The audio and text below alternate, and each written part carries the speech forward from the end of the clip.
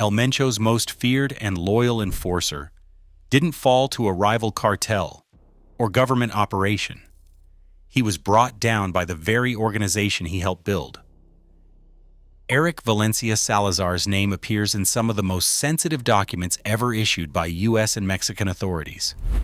Most official records, including the State Department's wanted notice, list his birth as March 11, 1977 in Guadalajara, Jalisco. Yet even here, the paperwork cannot agree. Some filings cite a different date in 1982. His full legal identity is tangled in aliases: Saul Ulloa Cuevas, Érick Valencia Cornelio, Mono, and most famously, the number that would echo through the underworld, L85. The first traceable contact between Valencia Salazar and law enforcement came in 2007, when investigators linked him to the Genli Yegan ephedrine smuggling case.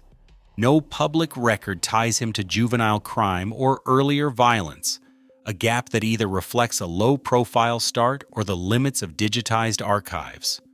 By the late 2000s, his trajectory was clear. Valencia Salazar had joined the Milenio Cartel, one of Jalisco's most powerful trafficking syndicates. Inside Milenio, he quickly became known for his logistical skill, managing shipments of cocaine from Colombia and precursor chemicals from China. By 2009, as Milenio's leadership collapsed under arrests and assassinations, Valencia Salazar moved from behind-the-scenes operator to regional commander. When the cartel split in 2010, he stood among the founding cadre that broke away to create a new power, the Cartel de Jalisco Nueva Generación, known as CJNG. Alongside Nemesio Oseguera Cervantes, El Mencho, Valencia Salazar co-authored the blueprint for a cartel that would soon redefine violence and control in Western Mexico. Authorities and journalists agree on his role. In the earliest days of CJNG, Valencia Salazar was not just a lieutenant. He was a regional boss, trusted to oversee the seizure of former Milenio strongholds, coordinate multi-ton drug shipments, and enforce discipline with a level of violence that made even rivals take notice. His command extended from the city streets of Guadalajara to clandestine labs in the hills, and his word carried the weight of the organization's founding vision. What set L85 apart was not only his operational reach, but his reputation for reliability. In a world where betrayal is currency, Valencia Salazar inspired a rare kind of trust. He was the man you called when a shipment went missing, or a rival threatened to encroach. His nickname became shorthand for a job that would get done, no matter the cost. This credibility, built on both paperwork and battlefield results, would later make his fall from grace all the more consequential. The same qualities that made him indispensable to El Mencho, his knowledge, his loyalty, his ability to command, would transform into threats once the partnership fractured. For now, though, Valencia Salazar stood near the top of CJNG's hierarchy, a figure whose rise from the shadows of Milenio to the inner circle of a new cartel was documented in every arrest report, indictment, and intelligence file that crossed the desks of those tracking Mexico's most dangerous men. On March 3, 2012, the Mexican army closed in on a safe house in Zapopan, Jalisco. Inside, Érick Valencia Salazar, L85, was taken into custody. The arrest was not just another high-profile score for law enforcement. It was a public demonstration of how much weight Valencia carried inside CJNG. Within hours, the city erupted in coordinated chaos. Cartel gunmen hijacked buses, set vehicles ablaze, and blocked major roads across Jalisco and Michoacan. 3 civilians died, and police scrambled to regain control. 16 people were detained in the aftermath, but the message was unmistakable. L85's capture was a blow the cartel could not ignore. The details in the Sedena arrest report paint a picture of operational depth. Valencia was found with military-grade weapons and encrypted phones, surrounded by trusted lieutenants. The raid uncovered not just drugs and cash, but also a trove of digital evidence, call logs, coded messages, and route maps linking him directly to the movement of cocaine from Colombia and ephedrine from China. His command over these logistics was not theoretical. United States indictments later tied him to multi-ton shipments, with at least 5 kilograms of cocaine cited as a baseline charge. Valencia's authority extended beyond trafficking. He led the Zetas, a paramilitary unit tasked with eliminating rivals and enforcing discipline within CJNG's expanding territory. Witness testimony and intercepted radio traffic documented his role in approving targets, assigning squads, and overseeing the aftermath of violent reprisals. The unit became infamous for its efficiency and brutality, leaving a trail of executed Zetas operatives and silenced informants. CJNG's rapid response after his arrest, roadblocks, arson, and armed convoys reflected the kind of operational loyalty rarely seen outside military organizations. But the true measure of L-85's power lay in the secrets he controlled. Intelligence files compiled by Mexican and United States agencies listed him as the gatekeeper for safehouse locations, encrypted communications, and the identities of regional plaza bosses. His digital footprint included bank ledgers, shipment schedules, and contact lists that mapped the cartel's financial arteries. Even after his arrest, authorities scrambled to secure compromised routes and safe zones, fearing that any leak could expose the entire organization. Valencia's access did not just make him valuable, it made him dangerous. His knowledge of CJNG's inner workings, from trafficking corridors to the structure of the enforcement wings, meant that trust was both his armor and his liability. For years, he operated with a level of autonomy that few in the cartel ever achieved, trusted to make decisions that shaped the group's rise.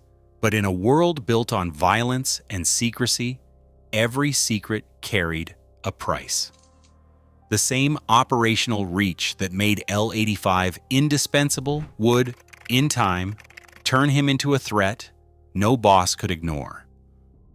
On December 29, 2017, Érick Valencia Salazar walked out of federal prison. The paperwork authorizing his release was stamped and signed, but the questions it raised rippled far beyond the walls of the facility. For 5 years, he had been locked away, separated from the command centers, the encrypted phones, and the trusted lieutenants that once answered to him. Now he was free, and for the first time since the founding of CJNG, the old alliances no longer held their shape. Within weeks, whispers moved through Jalisco's underworld. Valencia Salazar, known everywhere as L-85, was not simply returning to his old post.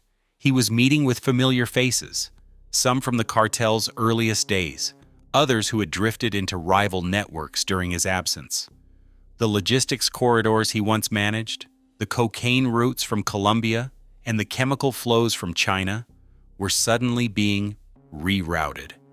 Plaza bosses loyal to him began shifting their allegiance, and new shipments bypassed CJNG's standard channels. The structure that El Mencho had worked so hard to centralize was fracturing in real time. By early 2018, the break was impossible to ignore. L-85 was no longer acting as a loyal lieutenant. Instead, he was building something new, the Nueva Plaza Cartel. With a handful of former CJNG operators and the backing of Sinaloa cartel brokers, he carved out territory in Guadalajara and beyond. The move was not just a personal rebellion, it was a direct challenge to El Mencho's supremacy. For the first time, a founding member with intimate knowledge of CJNG's safe houses, encrypted codes, and financial channels was now a rival. The risk was immediate and profound. Valencia Salazar's understanding of the cartel's logistics meant he could disrupt supply lines, expose vulnerabilities, and broker alliances with outside forces. Intelligence from Mexican and U.S. agencies began to reflect a new reality. The same man who once enforced discipline inside CJNG was now orchestrating attacks against it. Roadblocks appeared in contested neighborhoods. Homicide rates in Guadalajara spiked. Each act of violence carried the signature of someone who knew exactly where to hit and how hard. Inside CJNG, trust turned brittle. Mencho's circle debated how to respond. There was no public declaration, no written order, but the message spread quickly. L85 was now the most dangerous kind of enemy, a former insider with the power to destabilize the organization from within. The calculus had changed. Where once Valencia Salazar's loyalty had been an asset, his defection made him a liability too great to ignore. By the spring of 2018, the split was fueling a wave of violence that threatened to redraw the criminal map of Western Mexico. Nueva Plaza's emergence forced CJNG to defend its core territories, while Mencho's network scrambled to secure compromised routes and replace trusted operators. The manhunt for L85 would soon become a necessity, not just for revenge, but for survival. The moment of fracture was complete. The cartel's most trusted soldier had become its greatest internal threat. Pressure mounted from every direction as Érick Valencia Salazar's defection shattered the boundaries between old alliances and new threats. In early 2018, the U.S. Department of State announced a $5 million reward for information leading to his capture, formally naming him among the most wanted cartel fugitives in the hemisphere. The reward wasn't just a number, it was a signal to law enforcement, rival cartels, and even members of his former organization that Valencia Salazar's freedom was now a liability for all sides. On the ground, the response was immediate and multi-layered. Mexican federal authorities, already tracking his movements through telecom intercepts and surveillance of suspected safe houses, intensified their efforts. The data streams traced encrypted calls from Guadalajara to Tapalpa and flagged sudden shifts in the logistics corridors that once defined CJNG's dominance. Each intercepted message hinted at a network in motion, plaza bosses changing sides, routes rerouted, and shipments disappearing from traditional channels. Inside CJNG, the break triggered an internal mobilization that blurred the line between cartel discipline and outright warfare. Enforcement squads, some with roots in the old Zetas unit, swept through Jalisco and neighboring states. Their orders were simple: locate Valencia Salazar and neutralize any operatives suspected of aiding his new faction. Roadblocks appeared overnight on highways leading out of Guadalajara. Armed convoys patrolled rural corridors, and safe houses once thought secure were raided or abandoned in haste. The sudden violence, targeted killings, disappearances, and public displays of force sent a clear message: no one who sided with the traitor would be spared. Rival groups saw opportunity in the chaos. The Sinaloa cartel, already rumored to be backing the Nueva Plaza splinter, probed for weaknesses, offering protection or alliances to those willing to defect. State authorities, sensing a window to strike at both CJNG and its new rival, launched coordinated operations in contested municipalities. Arrests spiked in Zapopan, Tlaquepaque, and Colima. Each move tightened the noose, but also raised the risk of collateral violence as factions scrambled to protect their own. The hunt for L85 was relentless, but it was also unpredictable. Intelligence units tracked burner phones and bank transfers, but Valencia Salazar's experience in counter-surveillance kept him one step ahead. Reports surfaced of sightings in Tapalpa, then Mazamitla, then nowhere at all. The $5 million reward loomed over every informant and low-level operative, turning trust into a commodity and betrayal into a survival strategy. By late 2018, the pursuit had become a contest of endurance. CJNG's internal security apparatus, once designed to keep rivals at bay, now redirected its full force inward. Federal agents and military patrols, emboldened by international pressure, staged raids with the expectation that the target could be hiding in plain sight. The boundaries between law enforcement and cartel enforcement blurred, with both sides racing to find L-85 before the other could use him as leverage, or silence him for good. The scale of the manhunt reflected the stakes. Valencia Salazar's knowledge of safe houses, trafficking routes, and financial channels meant that every day he remained at large was a day of risk for both his enemies and his former allies. The combined weight of federal rewards, cartel vengeance, and rival ambition left him with few places to hide and fewer people to trust.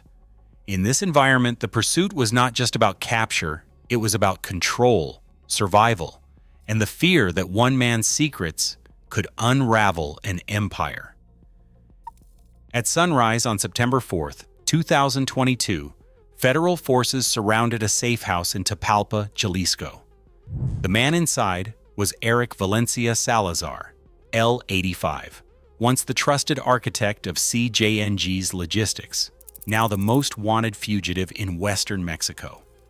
Agents from the Attorney General's office, backed by the Mexican Navy, moved in with a sealed warrant and intelligence gathered over months of surveillance. Valencia Salazar was found with encrypted phones, cash, and a small group of armed guards, but he offered no resistance as he was taken into custody. The arrest ended a years-long manhunt that had drawn in military units, state police, and informants tempted by a $5 million reward. Within hours, his legal team filed an amparo, an emergency injunction, to block immediate extradition to the United States.